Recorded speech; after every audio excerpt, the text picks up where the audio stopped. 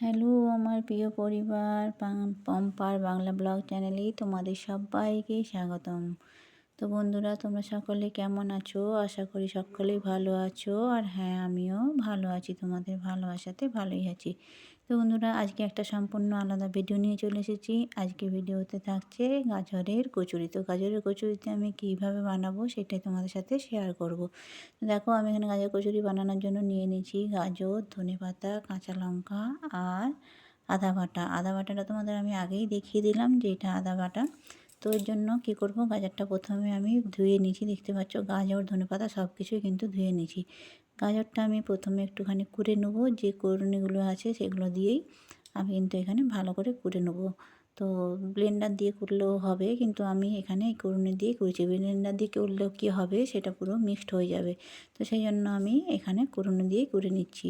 তোমরা দেখতে থাকো। আর প্রত্যেকটা গাজর তো কুড়া দেখানো সম্ভব হবে না, তাহলে ভিডিওটা অনেকটাই বড় হয়ে যাবে। সেই কারণে আমি অল্প করেই দেখাচ্ছি। দেখো, আমি এটা কিন্তু হালকা হালকা করে কুড়ে নিচ্ছি। পুরো গাজরগুলো যটা আছে সব গাজরগুলোই আমি কুড়ে নিয়েছি। তারপর নিয়ে নিচ্ছি এখানে একটা বোলের মধ্যে ময়দা। তো ময়দা দিয়ে গাজরের কচুরিটা বানানো হবে। তো গাজরের কচুরি বানানোর জন্য এখানে নিয়েছি ময়দা, সাথে দিয়ে দিলাম নুন। নুনটা যে যার স্বাদ মতো দিয়ে দিতে হবে। আর দিয়ে দেবো ময়ান দেওয়ার জন্য তেল। তো এই তেলটা দেওয়ার জন্য আমি এখানে বাটি করে নিয়েছি একটু, তোমরা দেখতেই পেলে। তো তেলটা দিয়ে ভালো করে এটা আগে মিক্সড করে নেব।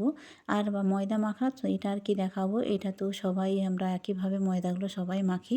যেহেতু আমরা ঘরের বউ, সব কিছু কাজই কিন্তু আমরা সব ঠিকঠাক মতোই করতে পারি।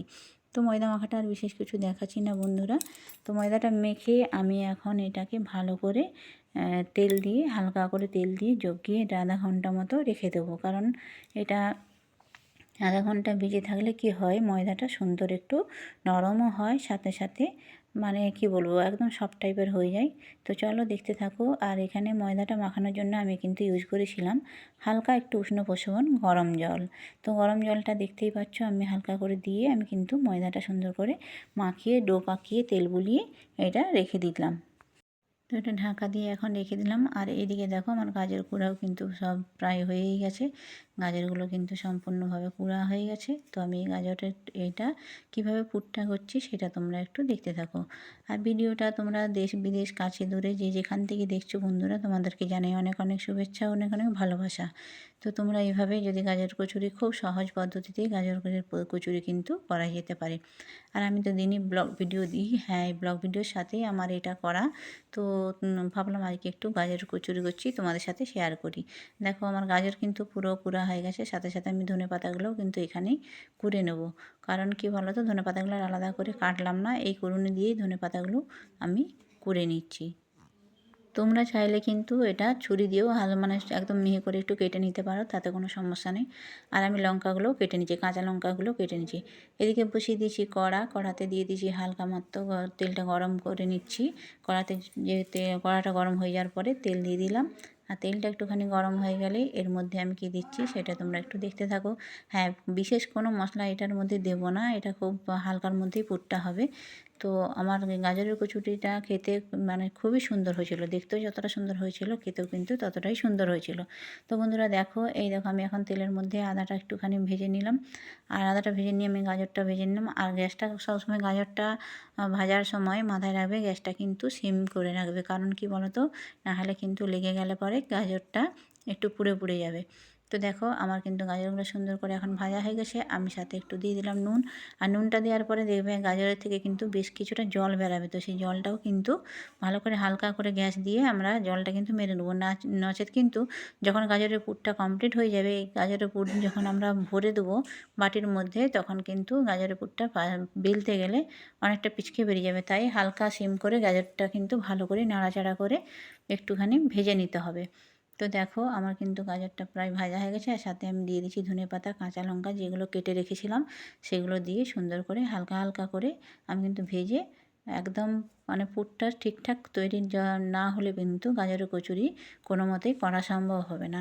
তো ওই জন্য বলছি, গাজরের কচুরিটা করার জন্য সুন্দর করে পুরটা কিন্তু আমাদের করতেই হবে। আর গ্যাসটা সবসময় আবারও বলছি মাথায় রাখবে, গ্যাসটা কিন্তু সিম করেই করতে হবে। আমি একটু হালকা চিনি দিয়ে দিচ্ছি। তো চলো আমার গাজর কচুরি করার জন্য পুরো একদম তৈরি। আর এদিকে দেখো ময়দাটাও যেটা ডো পাকিয়ে রেখেছিলাম সেটা কিন্তু সুন্দর হয়ে গেছে আর কি সুন্দর নরমও হয়ে গেছে। আমি এখন এগুলোকে প্রত্যেকটা লিচি তৈরি করে নিলাম। আর এই লিচিগুলো তৈরি করে আমি একটা একটা করে বাটি তৈরি করে যে গাজরের পুরটা করলাম সেই পুরটা কিন্তু এর মধ্যে একটা একটা করে দিয়ে দেবো। তো সবগুলো তো করা দেখানো সম্ভব হবে না বন্ধুরা, তাহলে ভিডিওটা অনেকটাই বড় হয়ে যাবে। তাই একটা বেশি কিছু করছি না, 2-4টা তোমাদেরকে দেখিয়ে দিচ্ছি যে আমি কীভাবে বাটি করছি। আর এই দেখো বাটি করে আমি কিন্তু গাজরটা সুন্দর করে এর মধ্যে ভরে দিচ্ছি। আর বাটিটা করার সময় মাথায় রাখবে যেন তলগুলো খুব একটা পাতলা না হয়ে যায়, তাহলে কিন্তু গাজরটা বেরিয়ে যাওয়ার সম্ভাবনা থাকতে পারে। তো দেখো আমি কিন্তু সুন্দর করে বাটি করে আর পুরটা ভরে বাটি সুন্দর একটা মানে মুখ তৈরি করে নিলাম, যাতে মিডিল পয়েন্টে মুখটা থাকে। তাতে কি হবে বলো তো, ওইখানটা ধরে যখন আমরা বেলবো তাতে অনেকটা সুবিধা হবে। তো বন্ধুরা আমি তো রান্নার ভিডিও দিই না, তো আমার যদি কিছু ভুল ত্রুটি থেকে থাকে তাহলে তোমরা প্লিজ আমাকে ক্ষমা করে দিও। আর যদি ভিডিও ভালো লেগে থাকে অবশ্যই লাইক কমেন্ট শেয়ার দিও। আর নতুন বন্ধুরা আমার সাবস্ক্রাইব করে আমার পাশে থেকো। আর পুরনো বন্ধুরা তো আছোই, আমি জানি সেটা, তোমরা অনেকেই আমার পাশে আছো, অনেকেই আমাকে ভালোবাসা দিয়ে অনেকটাই এগিয়ে নিয়ে গেছো। তো তোমাদের ভালোবাসা আরও একটু বেশি দরকার, কারণ আমার সময় খুব কম আছে হাতের মধ্যে। আর একটা মাসের মধ্যে যদি আমি না করতে পারি তাহলে কিন্তু আর আমি এই চ্যানেলটাকে কিছুতেই এগাতে পারবো না, সেটা তোমরা জানো। যাই হোক, তো আমার এখন গাজরের কচুরি প্রায় বানানোই হয়ে গেছে, দেখতেই পাচ্ছ। প্রত্যেকটা আমি কিন্তু সুন্দর করে বেলে নিচ্ছি, দেখো খুব সুন্দর করে বেলা হয়ে গেছে। আর এদিকে কিন্তু আমার কড়াও গরম হয়ে গেছে, আমি কড়ার মধ্যে তেল দিয়ে দিলাম। এই তেলটা সুন্দর করে গরম হয়ে যাওয়ার পরে আমি আস্তে আস্তে করে গাজরের কচুরিটা ভেজে নিচ্ছি। দেখো আমার কচুরিগুলো কিন্তু খুব সুন্দর ফুলছে, একদম পুরো দুই খোল হয়ে ফুলে গেল। আর দেখো কোথাও কিন্তু গাজর একটুও বেরিয়ে যায়নি। এত পুরটা যে যতটা সুন্দর করে করতে হবে ততটা সুন্দর কিন্তু গাজরের কচুরিটাও হবে। পুরটা যদি না ঠিকঠাক হয় কচুরি কিন্তু সেইভাবে হবে না, পুরো চারিদিকে বেরিয়ে যাবে এবং দেখতেও সেটা মানে বাজে হবে। তো সেই জন্যই বললাম পুরটা করার সময় সবসময় মাথায় রাখবে আমাদেরকে গ্যাসটা সিম করে আস্তে আস্তে করে পুরটা করতে হবে। দেখো আমার কচুরিগুলো প্রত্যেকটা কচুরি কিন্তু সুন্দরভাবে ফুলছে। তো দেখো বন্ধুরা আমি কিন্তু গাজরের কচুরি এইভাবেই বানিয়ে নিলাম, তোমরাও চাইলে এইভাবে গাজরের কচুরি বানাতে পারো এবং খুব সহজ পদ্ধতিতেই।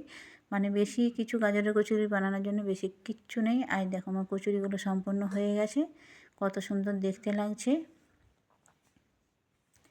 আর শুধু দেখতেই নয়, এটা খেতেও কিন্তু খুব সুন্দর হয়েছিল, অস্বাভাবিক সুন্দর হয়েছিল। যেমন নরম হয়েছিল তেমন সুস্বাদু হয়েছিল। দেখো আমার ছেলে কিন্তু এখন খেতে বসে গেছে, আমি তোমাদের সেটা শেয়ার করে দিলাম। চলো বন্ধুরা আজকের মতো ভিডিও এখানে শেষ করলাম। তোমরা সকলে ভালো থেকো, সুস্থ থেকো। আর আমার ছেলেকে জিজ্ঞাসা করছি যে কেমন হয়েছে, সে কী বলছে সেটা শোনো। আর গাজরের কচুরির সাথে আসে চিকেন কষা। তো বন্ধুরা তোমরাও এইভাবে গাজরের কচুরি বানিয়ে বাড়ির প্রত্যেক প্রিয়জনদেরকে খাওয়াতে পারো। আজকের মতো টাটা।